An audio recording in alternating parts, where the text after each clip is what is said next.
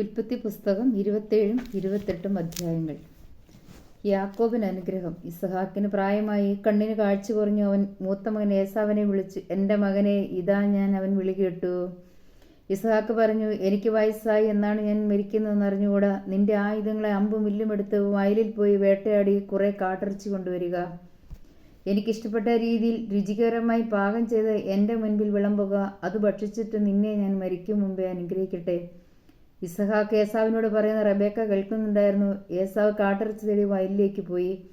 അപ്പോൾ അവൾ യാക്കോബിനോട് പറഞ്ഞു, നിന്റെ പിതാവ് നിന്റെ സഹോദരൻ ഏസാവിനോട് നായാട്ടിറച്ചി കൊണ്ടുവന്ന് രുചികരമായി പാകം ചെയ്ത് എൻ്റെ മുൻപിൽ വിളമ്പുക. ഞാൻ മരിക്കും മുമ്പ് അത് ഭക്ഷിച്ചിട്ട് ദൈവത്തിൻ്റെ മുൻപിൽ നിന്നെ അനുഗ്രഹിക്കട്ടെ എന്ന് പറയുന്നത് ഞാൻ കേട്ടു. അതുകൊണ്ട് മകനെ, നീ ഇപ്പോൾ എൻ്റെ വാക്കനുസരിച്ച് പ്രവർത്തിക്കുക. ആട്ടിൻകൂട്ടത്തിൽ നിന്ന് 2 നല്ല കുഞ്ഞാടുകളെ പിടിച്ചുകൊണ്ടുവരിക. ഞാൻ അവ കൊണ്ട് നിന്റെ പിതാവിന് ഇഷ്ടപ്പെട്ട രുചികരം ഭക്ഷണം ഉണ്ടാക്കാം. നീ അത് പിതാവിൻ്റെ അടുക്കൽ കൊണ്ടുചെല്ലണം. അപ്പോൾ അദ്ദേഹം മരിക്കും മുമ്പ് അത് ഭക്ഷിച്ച് നിന്നെ അനുഗ്രഹിക്കും. യാക്കോബ് അമ്മ റബേക്കയോട് പറഞ്ഞു, ഏസാവ് ശരീരമാകെ രോമമുള്ളവനാണ്, എന്നാൽ എൻ്റെ ദേഹം മിനുസമുള്ളതാണ്. പിതാവ് എന്നെ തൊട്ടു നോക്കുകയും ഞാൻ കബളിപ്പിക്കുകയാണെന്ന് മനസ്സിലാക്കുകയും ചെയ്താൽ അനുഗ്രഹത്തിന് പകരം ശാപമായിരിക്കില്ല എനിക്ക് ലഭിക്കുക. അവൻ്റെ അമ്മ പറഞ്ഞു, ആ ശാപം എൻ്റെ മേലായിരിക്കട്ടെ. മകനെ, ഞാൻ പറയുന്നത് കേൾക്കുക. പോയി അവ കൊണ്ടുവരിക.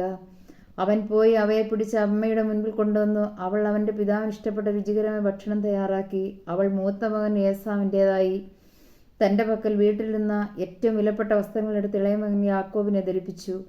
ആട്ടിൻ തോൽ കൊണ്ട് അവൻ്റെ കൈകളും കഴുത്തിലെ മിനുസമുള്ള ഭാഗവും മൂടി പാകം ചെയ്ത് രുചികരമായ മാംസവും അപ്പവും അവൾ യാക്കോബിൻ്റെ കയ്യിൽ കൊടുത്തു. യാക്കോബ് പിതാവിൻ്റെ അടുക്കൽ ചെന്ന് വിളിച്ചു, എൻ്റെ പിതാവേ, ഇതാ ഞാൻ അവൻ വിളി കേട്ടു. നീ ആരാണ് മകനെ എന്നവൻ ചോദിച്ചു. യാക്കോബ് മറുപടി പറഞ്ഞു, അങ്ങയുടെ കടിഞ്ഞിൽ പുത്രൻ ഏസാവാണ് ഞാൻ. അങ്ങ് ആവശ്യപ്പെട്ടതുപോലെ ഞാൻ ചെയ്തിരിക്കുന്നു. എഴുന്നേറ്റ് എൻ്റെ നായാട്ടിറച്ചി ഭക്ഷിച്ച് എന്നെ അനുഗ്രഹിച്ചാലും. എന്നാൽ ഇസഹാക്ക് ചോദിച്ചു, എൻ്റെ മകനെ, നിനക്ക് ഇത് എത്ര വേഗം എങ്ങനെ കിട്ടി? യാക്കോബ് പറഞ്ഞു, അങ്ങയുടെ ദൈവമായ കർത്താവ് ഇതിനെ എൻ്റെ മുൻപിൽ കൊണ്ടുവന്നു. അപ്പോൾ ഇസഹാക്ക് യാക്കോബിനോട് പറഞ്ഞു, അടുത്തു വരിക മകനെ, ഞാൻ നിന്നെ തൊട്ടു നോക്കി നീ എൻ്റെ മകൻ ഏസാവ് തന്നെയെന്നറിയട്ടെ. യാക്കോബ് പിതാവായ ഇസഹാക്കിൻ്റെ അടുത്ത് ചെന്നു അവനെ തടവി നോക്കിയിട്ട് ഇസഹാക്ക് പറഞ്ഞു, സ്വരം യാക്കോബിൻ്റേതാണ്, എന്നാൽ കൈകൾ ഏസാവിൻ്റേതും. ഇസഹാക്ക് അവനെ തിരിച്ചറിഞ്ഞില്ല, കാരണം അവൻ്റെ കൈകൾ സഹോദരൻ ഏസാവിൻ്റെ കൈകൾ പോലെ രോമം നിറഞ്ഞതായിരുന്നു. ഇസഹാക്ക് അവനെ അനുഗ്രഹിച്ചു. അവൻ ചോദിച്ചു, സത്യമായും നീ എൻ്റെ മകൻ ഏസാവ് തന്നെയാണോ? അതെ എന്ന് അവൻ മറുപടി പറഞ്ഞു. ഇസഹാക്ക് പറഞ്ഞു, എൻ്റെ മകനെ, നിന്റെ നായാട്ടിറച്ചി കൊണ്ടുവരിക. അത് തിന്നിട്ട് ഞാൻ നിന്നെ അനുഗ്രഹിക്കട്ടെ. ഇസഹാക്ക് അത് ഭക്ഷിക്കുകയും അവൻ കൊണ്ടുവന്ന വീഞ്ഞു കുടിക്കുകയും ചെയ്തു. ഇസഹാക്ക് അവനോട് പറഞ്ഞു, നീ അടുത്തു വന്ന് എന്നെ ചുംബിക്കുക. അവൻ ചുംബിച്ചപ്പോൾ ഇസഹാക്ക് അവൻ്റെ ഉടുപ്പ് മണത്ത് നോക്കി അവനെ അനുഗ്രഹിച്ചു. കർത്താവ് കനിഞ്ഞനുഗ്രഹിച്ച വയലിൻ്റെ മണമാണ് എൻ്റെ മകൻ്റേതെന്ന് അവൻ പറഞ്ഞു. ആകാശത്തിൻ്റെ മഞ്ഞും ഭൂമിയുടെ ഫലപുഷ്ടിയും ദൈവം നിനക്ക് നൽകട്ടെ. ധാന്യവും വീഞ്ഞും സമൃദ്ധമാവട്ടെ. ജനതകൾക്ക് നിനക്ക് സേവ ചെയ്യട്ടെ. രാജ്യങ്ങൾ നിന്റെ മുമ്പിൽ തലകുനിക്കട്ടെ. നിന്റെ സഹോദരർക്ക് നീ നാഥനായിരിക്കുക. നിന്റെ അമ്മയുടെ പുത്രന്മാർ നിന്റെ മുൻപിൽ തലകുനിക്കട്ടെ. നിന്നെ ശപിക്കുന്നവൻ ശബ്ദനും അനുഗ്രഹിക്കുന്നവൻ അനുഗ്രഹീതനുമാകട്ടെ. ഇസഹാക്ക് യാക്കോബിനെ അനുഗ്രഹിക്കുകയും യാക്കോബിന്റെ മുൻപിൽ നിന്ന് പുറത്തു കിടക്കുകയും ചെയ്തപ്പോൾ നായാട്ട് കഴിഞ്ഞ് ഏസാവ് തിരിച്ചെത്തി. അവനും പിതാവിന് ഇഷ്ടപ്പെട്ട ഭക്ഷണം തയ്യാറാക്കി പിതാവിൻ്റെ അടുക്കൽ കൊണ്ടുവന്നിട്ട് പറഞ്ഞു, പിതാവേ, എഴുന്നേറ്റ് അങ്ങയുടെ മകൻ്റെ നായാട്ടിറച്ചി ഭക്ഷിച്ച് എന്നെ അനുഗ്രഹിച്ചാലും. നീ ആരാണ്? ഇസഹാക്ക് ചോദിച്ചു. അവൻ പറഞ്ഞു, അങ്ങയുടെ കടിഞ്ഞിൽ പുത്രൻ ഏസാവാണ് ഞാൻ. ഇസഹാക്ക് അത്യധികം പരിഭ്രമിച്ച് വിറയ്ക്കാൻ തുടങ്ങി. അവൻ ചോദിച്ചു, നായാട്ടിറച്ചിയുമായി നിനക്ക് മുൻപ് എൻ്റെ മുൻപിൽ വന്ന ആരാണ്? ഞാനത് തിന്നുകയും അവനെ അനുഗ്രഹിക്കുകയും ചെയ്തല്ലോ. അവൻ അനുഗ്രഹിക്കപ്പെട്ടവനായിരിക്കും. പിതാവിൻ്റെ വാക്ക് കേട്ടപ്പോൾ ഏസാവ് അതീവ ദുഃഖത്തോടെ പറഞ്ഞു, പിതാവേ, എന്നെയും അനുഗ്രഹിക്കുക. അവൻ അപേക്ഷിച്ചു. ഇസഹാക്ക് പറഞ്ഞു, നിന്റെ സഹോദരൻ എന്നെ കബളിപ്പിച്ച് നിനക്കുള്ള വരം എന്നിൽ തട്ടിയെടുത്തു. ഏസാവ് പറഞ്ഞു, വെറുതെയാണോ അവനെ യാക്കോബ് എന്ന് വിളിക്കുന്നത്? 2 തവണ അവൻ എന്നെ ചതിച്ചു. കടിഞ്ഞൂൽ അവകാശം എന്നിൽ നിന്ന് അവൻ കൈക്കലാക്കി. ഇപ്പോഴത് എനിക്കുള്ള അനുഗ്രഹവും അവൻ തട്ടിയെടുത്തിരിക്കുന്നു. വീണ്ടും അവൻ പിതാവിനോട് ചോദിച്ചു, എനിക്ക് വേണ്ടി ഒരു വരം പോലും അങ്ങ് നീക്കി വെച്ചിട്ടില്ലേ? ഇസഹാക്ക് പറഞ്ഞു, ഞാൻ അവനെ നിന്റെ യജമാനാക്കി. അവൻ്റെ സഹോദരന്മാരെ അവൻ്റെ ദാസന്മാരും ധാന്യവും വീഞ്ഞും കൊണ്ട് ഞാൻ അവനെ ധന്യനാക്കി. മകനെ, നിനക്ക് വേണ്ടി എന്താണ് എനിക്കിനി ചെയ്യാൻ കഴിയുക? എൻ്റെ പിതാവേ, ഒറ്റ വരമേ അങ്ങയുടെ പക്കലുള്ളൂ. എന്നെയും അനുഗ്രഹിക്കുക എന്ന് പറഞ്ഞാൻ പൊട്ടിക്കരഞ്ഞു. അപ്പോൾ ഇസഹാക്ക് പറഞ്ഞു, ആകാശത്തിൻ്റെ മഞ്ഞിൽ നിന്നും ഭൂമിയുടെ ഫലപുഷ്ടിയിൽ നിന്നും നീ അകന്നിരിക്കും. വാളുകൊണ്ട് നീ ജീവിക്കും. നിന്റെ സഹോദരനെ നീ ദാസവൃത്തി ചെയ്യും. എന്നാൽ സ്വതന്ത്രനാകുമ്പോൾ ആ മുഖം നീ തകർത്ത് കളയും. പിതാവ് യാക്കോബിന് നൽകിയ അനുഗ്രഹമുള്ള ഏസാവ് യാക്കോബിനെ വെറുത്തു. അവൻ ആത്മഹത്യ ചെയ്തു. പിതാവിനെ പറ്റി വിലപിക്കാനുള്ള ദിവസങ്ങൾ അടുത്തു വരുന്നുണ്ട്. അപ്പോൾ ഞാൻ അവനെ കൊല്ലും. മൂത്ത മകനായ ഏസാവിന്റെ വാക്കുകൾ റബേക്കയുടെ ചെവിയിലെത്തി. അവൾ ഇളയവനായ യാക്കോബിനെ വിളിച്ചു പറഞ്ഞു, നിന്നെ കൊല്ലാമെന്നോർത്ത് നിന്റെ ജ്യേഷ്ഠൻ ആശ്വസിച്ചിരിക്കുകയാണ്. മകനെ, ഞാൻ പറയുന്നത് കേൾക്കുക. ഹാരാനുള്ള എൻ്റെ സഹോദരനായ ലാബാന്റെ അടുത്തേക്ക് ഓടി രക്ഷപ്പെടുക. നിന്റെ ജ്യേഷ്ഠന്റെ രോഷമടങ്ങുവോളം നീ അവിടെ താമസിക്കുക. ജ്യേഷ്ഠന് നിന്നോടുള്ള കോപം മടങ്ങുകയും നീ ചെയ്തതൊക്കെ മറക്കുകയും ചെയ്യട്ടെ. അപ്പോൾ ഞാൻ ആളയച്ച് നിന്നെ ഇങ്ങോട്ട് വരുത്താം. ഒരു ദിവസം തന്നെ നിങ്ങൾ രണ്ടുപേരും എനിക്ക് നഷ്ടപ്പെടുന്ന എന്തിന്? അത് കഴിഞ്ഞ് റബേക്ക ഇസഹാക്കിനോട് പറഞ്ഞു, ഈ ഹിദ്യ സ്ത്രീകൾ മൂലം എനിക്ക് ജീവിതം മടുത്തു. ഈ നാട്ടുകാരെ ഇവരെ പോലെയുള്ള ഹിദ്യ സ്ത്രീകളിൽ നിന്ന് ഒരുവളെ യാക്കോബ് വിവാഹം കഴിച്ചാൽ പിന്നെ ഞാൻ എന്തിനു ജീവിക്കണം? ഇസഹാക്ക് യാക്കോബിനെ വിളിച്ച് അനുഗ്രഹിച്ചുകൊണ്ട് പറഞ്ഞു, കാനാന്യ സ്ത്രീകൾ ആരെയും നീ വിവാഹം കഴിക്കരുത്. പാദാൻ ആരാമിൽ നിന്റെ അമ്മയുടെ പിതാവായ ബത്തുവേലിന്റെ വീട്ടിലേക്ക് പോവുക. അമ്മയുടെ സഹോദരനായ ലാബാന്റെ പുത്രിമാരിൽ ഒരാളെ ഭാര്യയായി സ്വീകരിക്കുക. സർവശക്തനായ ദൈവം നിന്നെ അനുഗ്രഹിച്ച് സമൃദ്ധമായി വർദ്ധിപ്പിച്ച് നിന്നിൽ നിന്ന് പല ജനതകളെ ഉളവാക്കട്ടെ. അബ്രഹാത്തിന്റെ അനുഗ്രഹം നിനക്കും നിന്റെ സന്തതികൾക്കും മാത്രമേ അവിടെ നൽകട്ടെ. നീ ഇപ്പോൾ പരദേശിയായി പാർക്കുന്നതും ദൈവം അബ്രഹാത്തിന് നൽകിയതുമായി ഈ നാട് നീ അവകാശപ്പെടുത്തുകയും ചെയ്യട്ടെ. അങ്ങനെ ഇസഹാക്ക് യാക്കോബിനെ പറഞ്ഞയച്ചു. അവൻ പാദാൻ ആരാമിലുള്ള ലാബാന്റെ അടുക്കിലേക്ക് പോയി. അരമയനായ ബത്തുവേലിന്റെ മകനും യാക്കോബിന്റെയും ഏസാവിന്റെയും അമ്മ റബേക്കയുടെ സഹോദരനുമാണ് ലാബാൻ. ഇസഹാക്ക് യാക്കോബിനെ അനുഗ്രഹിച്ചതും പാദാൻ ആരാമിൽ നിന്ന് ഭാര്യയെ കണ്ടുപിടിക്കുന്നതിന് അങ്ങോട്ട് അവനെ പറഞ്ഞയച്ചതും ഏസാവ് പറഞ്ഞു. അവനെ അനുഗ്രഹിച്ചപ്പോൾ കാനാന്യ സ്ത്രീകളിൽ നിന്ന് ഭാര്യയെ സ്വീകരിക്കുന്ന അവൻ യാക്കോബിനോട് കൽപ്പിച്ചെന്നും അവൻ തൻ്റെ മാതാപിതാക്കളെ അനുസരിച്ച് യാക്കോബ് പാദാൻ ആരാമിലേക്ക് പോയെന്നും ഏസാവ് മനസ്സിലാക്കി. കാനാന്യ സ്ത്രീകളെ തൻ്റെ പിതാവായ ഇസഹാക്കിന് ഇഷ്ടമല്ലെന്ന് മനസ്സിലായപ്പോൾ ഏസാവ് അബ്രാഹത്തിന്റെ മകനായ ഇസ്മേലിന്റെ അടുത്ത് നിന്ന് അവന്റെ മകളും നെബായോത്തിന്റെ സഹോദരമായ മഹലത്തിന്റെ ഭാര്യയായി സ്വീകരിച്ചു. അവനുണ്ടായിരുന്ന മറ്റു ഭാര്യമാർക്ക് പുറമെയായിരുന്നു ഇവൾ.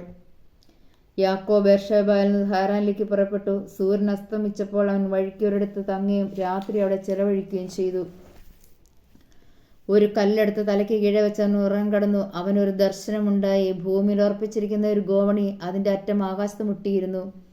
ദൈവദൂതന്മാർ അതിലൂടെ കയറുകയും ഇറങ്ങുകയും ചെയ്തുകൊണ്ടിരുന്നു. ഗോവണിയുടെ മുകളിൽ നിന്നും കർത്താവ് അരുളി ചെയ്തു, ഞാൻ നിന്റെ പിതാവായ അബ്രഹാത്തിന്റെയും ഇസഹാക്കിന്റെയും ദൈവമായ കർത്താവാണ്. നീ കിടക്കുന്ന ഈ മണ്ണ് നിനക്കും നിന്റെ സന്തതികൾക്കും ഞാൻ നൽകും. നിന്റെ സന്തതികൾ ഭൂമിയിലെ പൂഴി പോലെ എണ്ണമറ്റവരായിരിക്കും. കിഴക്കോട്ടും പടിഞ്ഞാറോട്ടും തെക്കോട്ടും വടക്കോട്ടും നിങ്ങൾ വ്യാപിക്കും. നിന്നിലൂടെയും നിന്റെ സന്തതികളിലൂടെയും ഭൂമിയിലെ ഗോത്രങ്ങളെല്ലാം അനുഗ്രഹിക്കപ്പെടും. ഇതാ ഞാൻ നിന്നോട് കൂടെയുണ്ട്. നീ പോകുന്നിടത്തെല്ലാം ഞാൻ നിന്നെ കാത്തുരക്ഷിക്കും. നിന്നെ ഈ നാട്ടിലേക്ക് തിരികെ കൊണ്ടുവരും. നിന്നോട് പറഞ്ഞതൊക്കെ നിറവേറ്റുന്നവരെ ഞാൻ നിന്നെ കൈവിടുകയില്ല. അപ്പോൾ യാക്കോബ് ഉറക്കത്തിൽ നിന്നുണർന്നു. അവൻ പറഞ്ഞു, തീർച്ചയായും കർത്താവ് ഈ സ്ഥലത്തുണ്ട്, എന്നാൽ ഞാനതറിഞ്ഞില്ല. ഭീതി കൊണ്ട് അവൻ പറഞ്ഞു, ഈ സ്ഥലം എത്ര ഭയാനകമാണ്. ഇത് ദൈവത്തിന്റെ ഭവനമല്ലാതെ മറ്റൊന്നുമല്ല, സ്വർഗത്തിന്റെ കവാടമാണ് ഇവിടം. യാക്കോബ് അതിരാവിലെ എഴുന്നേറ്റ് തലയ്ക്ക് കീഴെ വെച്ചിരുന്ന കല്ലെടുത്ത് ഒരു തുണയായി കുത്തി നിർത്തി അതിന്മേൽ എണ്ണയൊഴിച്ചു.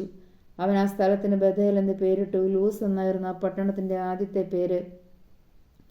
അത് കഴിഞ്ഞ് യാക്കോബ് ഒരു പ്രതിജ്ഞ ചെയ്തു, ദൈവമായ കർത്താവ് എൻ്റെ കൂടെ ഉണ്ടായിരിക്കുകയും ഈ യാത്രയിൽ എന്നെ സംരക്ഷിക്കുകയും എനിക്ക് ഉണ്ണാനും ഉടുക്കാനും തരികയും എൻ്റെ പിതാവിൻ്റെ വീട്ടിലേക്ക് സമാധാനത്തോടെ ഞാൻ തിരിച്ചെത്തുകയും ചെയ്താൽ കർത്താവായിരിക്കും എൻ്റെ ദൈവം.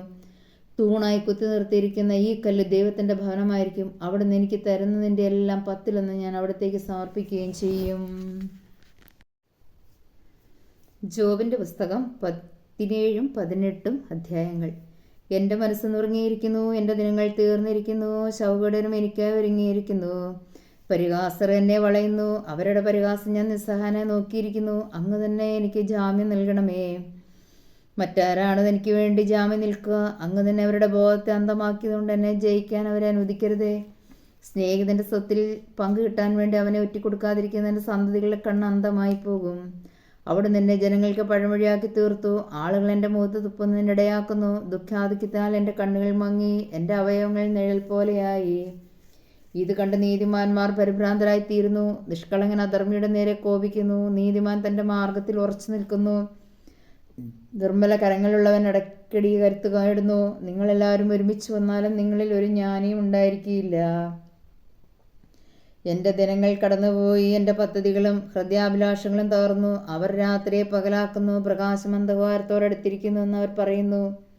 പാതാളത്തെ ഭവനമായി ഞാൻ കാണുന്നുവെങ്കിൽ, അന്ധകാരത്തിൽ ഞാൻ എൻ്റെ കിടക്ക വിരിക്കുന്നുവെങ്കിൽ, ശവക്കുഴിയോട് നീ എൻ്റെ പിതാവാണെന്നും പുഴുവിനോട് നീ എൻ്റെ അമ്മയാണ്, സഹോദരിയാണെന്നും പറയുന്നുവെങ്കിൽ, എൻ്റെ പ്രതീക്ഷ എവിടെ? എൻ്റെ പ്രത്യാശ ആര് കാണും? അത് പാതാള കവാടം വരെ എത്തുമോ? പൊടിയിലേക്ക് എന്നോടൊത്ത് വരുമോ? ശുഹ്യനായ ബിൽദാദ് പറഞ്ഞു, എത്ര നേരം നീ ഇങ്ങനെ സംസാരിച്ചു കൊണ്ടിരിക്കും? നീ ശ്രദ്ധിക്കുമെങ്കിൽ ഞങ്ങൾ പറയാം. എന്തുകൊണ്ട് നീ ഞങ്ങളെ മൃഗങ്ങളായി എണ്ണുന്നു? എന്തുകൊണ്ട് ഭോഷന്മാരായി ഞങ്ങളെ കണക്കാക്കുന്നു? കോപാവേശത്താൽ തന്നെ ചീന്തിക്കളയുന്ന നിനക്ക് വേണ്ടി ഭൂമി പരിത്യക്തമാകണമോ? പാറയെ അതിൻ്റെ സ്ഥാനത്ത് നിന്ന് നീക്കണമോ? ദുഷ്ടന്റെ പ്രകാശം കെടുത്തിയിരിക്കുന്നു, അവൻ്റെ അഗ്നി ജ്വലിക്കുന്നില്ല, അവൻ്റെ കൂടാരത്തിൽ പ്രകാശം ഇരുളായി മാറിയിരിക്കുന്നു. അവന് മുകളിലുള്ള ദീപം കെടുത്തിയിരിക്കുന്നു, ദൃഢമായിരുന്നവൻ്റെ പാദങ്ങൾ ഇപ്പോൾ പതറുന്നു, അവൻ്റെ പദ്ധതികൾ തന്നെ അവനെ നശിപ്പിക്കുന്നു. അവൻ നടുനിന്ന് വയലിൽ കുടുങ്ങുന്നു, അവൻ ചതിക്കുഴിയുടെ മീതെയാണ് നടക്കുന്നത്, കുരുക്ക് അവൻ്റെ കുതികാലിൽ വീഴുന്നു, അവൻ കുടുക്കിലകപ്പെടുന്നു. അവനെ കുടുക്കാൻ തറയിൽ കയറൊളിച്ചു വച്ചിരിക്കുന്നു, പാതയിൽ ഒരു കെണിയും. എല്ലാ വശത്തു നിന്നും കൊടും ഭീതികൾ അവനെ വേട്ടയാടുകയും ചെയ്യുന്നു. വിശപ്പുകൊണ്ട് അവൻ്റെ ശക്തി ക്ഷയിച്ചിരിക്കുന്നു, വിനാശം അവൻ്റെ ഇടർച്ച കാത്തിരിക്കുന്നു, രോഗം അവൻ്റെ ചർമ്മത്തെ കാർന്നു തിന്നുന്നു, മൃത്യു അവൻ്റെ അവയവങ്ങളെയും അവൻ ആശ്രയിച്ചിരുന്ന കൂടാരത്തിൽ നിന്ന് അവൻ പറിച്ചു മാറ്റപ്പെടും. ഭീകരതയുടെ രാജാവിൻ്റെ അടുത്തേക്ക് അവൻ നയിക്കപ്പെടും, അന്യർ അവൻ്റെ കൂടാരത്തിൽ വസിക്കും, അവൻ്റെ ഭവനത്തിന്മേൽ ഗന്ധകം വർഷിക്കപ്പെടും. അവൻ്റെ വേരുകൾ ഉണങ്ങിപ്പോകും, അവൻ്റെ ശാഖകൾ വാടിയുണങ്ങും, ഭൂമിയിൽ നിന്ന് അവൻ്റെ സ്മരണ മാഞ്ഞു പോകും, തെരുവീതിയിൽ അവൻ്റെ പേരില്ലാതാകും. പ്രകാശത്തിൽ നിന്ന് അന്ധകാരത്തിലേക്ക് അവനെ തള്ളിയിടുകയും ലോകത്തിൽ നിന്ന് അവനെ ഓടിച്ചു കളയുകയും ചെയ്യും. സ്വജനത്തിൻ്റെ ഇടയിൽ അവന് സന്തതികളോ പിൻഗാമികളോ ഉണ്ടായിരിക്കുകയില്ല, അവൻ്റെ പാർപ്പിടത്തിൽ ആരും അവശേഷിക്കുകയില്ല. അവൻ്റെ ദിനം കണ്ട് പടിഞ്ഞാറുള്ളവർ പരിഭ്രാന്തരാകും, കിഴക്കുള്ളവർ സംഭീതരാകും. അധർമ്മികളുടെ പാർപ്പിടങ്ങൾ എങ്ങനെയാണ്? ദൈവത്തെ അറിയാത്തവരുടെ സ്ഥലത്ത് ഇത് സംഭവിക്കും. സുഭാഷിതങ്ങൾ 3-ാം അധ്യായം 1 മുതൽ 4 വരെയുള്ള വാക്യങ്ങൾ. കർത്താവിനോട് വിശ്വസ്തത. മകനെ, എൻ്റെ ഉപദേശം വിസ്മരിക്കരുത്, നിന്റെ ഹൃദയം എൻ്റെ കൽപ്പനകൾ പാലിക്കട്ടെ. അവൻ നിനക്ക് ദീർഘായുസ്സും സമൃദ്ധമായ ഐശ്വര്യവും നൽകും. കരുണയും വിശ്വസ്തയും നിന്നെ പിരിയാതിരിക്കട്ടെ. അവയെ നിന്റെ കഴുത്തിൽ ധരിക്കുക, ഹൃദയഫലകത്തിൽ രേഖപ്പെടുത്തുകയും ചെയ്യുക. അങ്ങനെ നീ ദൈവത്തിൻ്റെയും മനുഷ്യരുടെയും ദൃഷ്ടിയിൽ പ്രീതിയും സൽകീർത്തിയും നേടും.